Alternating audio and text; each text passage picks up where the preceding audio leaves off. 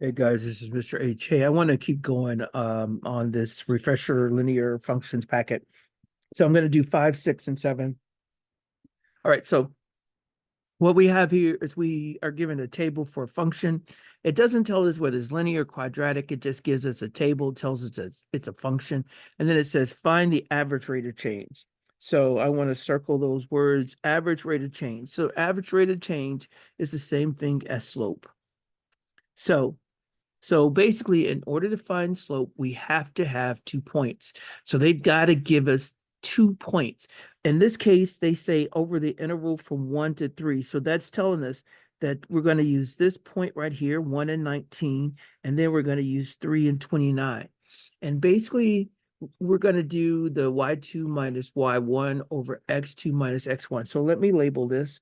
So I'm saying this is number x1, this is x2.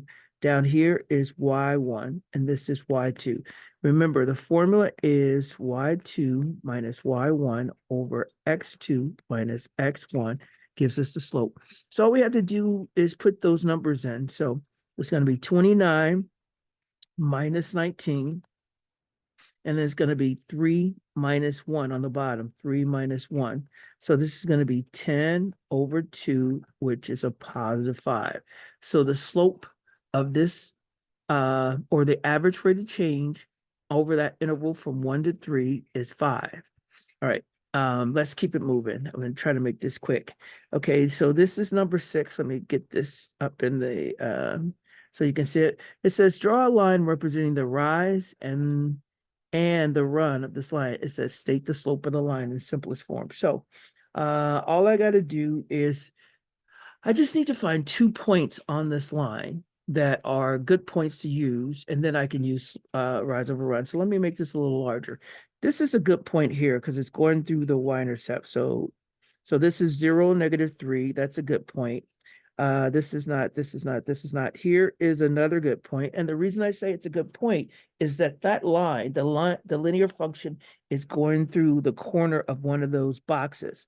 So that's a good point. So now that I've identified a good point, all I got to do is rise over run. So I'm going to rise 1, and then I'm going to run 1, 2, 3, 4. So I'm running 4.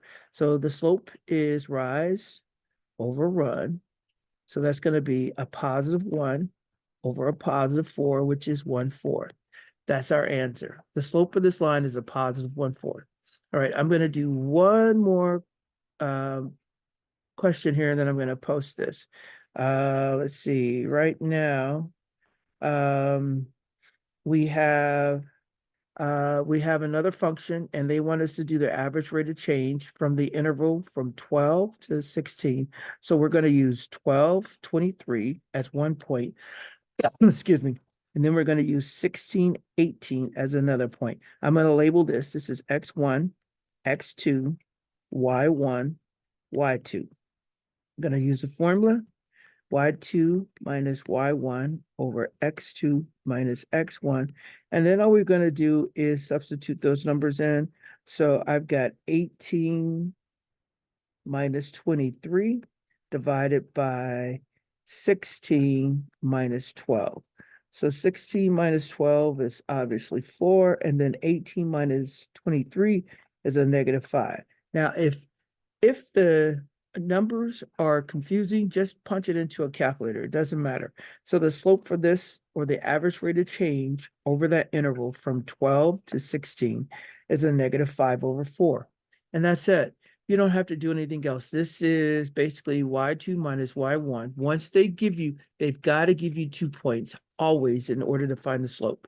All right, so I'm going to stop this, and then I'm going to post it.